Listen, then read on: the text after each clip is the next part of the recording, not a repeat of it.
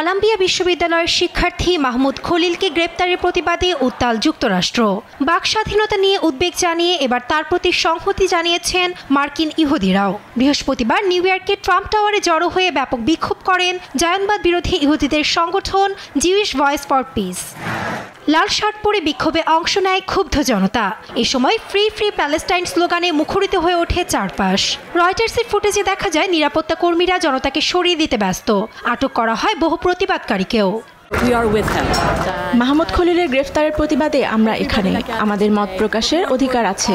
Trump প্রশাসন আমাদের গণতন্ত্রের সঙ্গে যা করেছে তার বিরোধিতা নিশ্চিত করতে 300 জনেরও বেশি ইহুদি ও তার মিত্ররা ট্রাম্প টাওয়ারের নিচে তলা দখল করেছেন।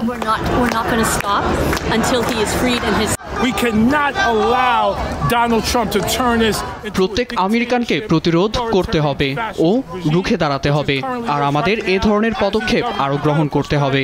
আমাদের সকলকে উঠে দাঁড়াতে হবে ও সেই ঝুঁকি নিতে হবে, কারণ আমরা যদি তা না করি তাহলে আমাদের গণতন্ত্র চলে যাবে। আমাদের কথা বলার অধিকার ফিরিয়ে আনার জন্য আমাদের লড়াই করতে হবে। সামাজিক যোগাযোগ মাধ্যমে জিউইশ ভয়েস ফর পিস নামের সংগঠনটি জানায়, খলিলের আটক গণহারে প্রত্যাখ্যান করতে ট্রাম্প টাওয়ারের দখল নেয়া।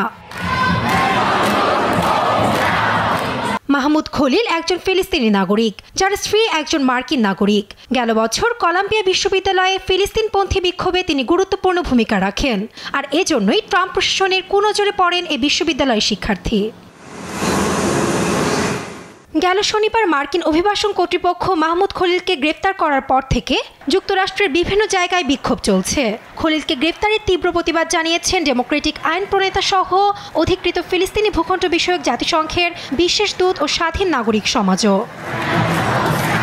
বর্তমানে লুইজিয়ানাতে আটক আছেন খলিল। মার্কিন কর্তৃপক্ষ তাকে বিতাড়িত করার সিদ্ধান্ত নিয়েছিল, তবে যুক্তরাষ্ট্রের এক ফেডারেল বিচারপতি সে সিদ্ধান্তের ওপর নিষেধাজ্ঞা দেন। তবে খলিলকে বিতাড়িত করার ব্যাপারে অনড় অবস্থানে ট্রাম্প প্রশাসন।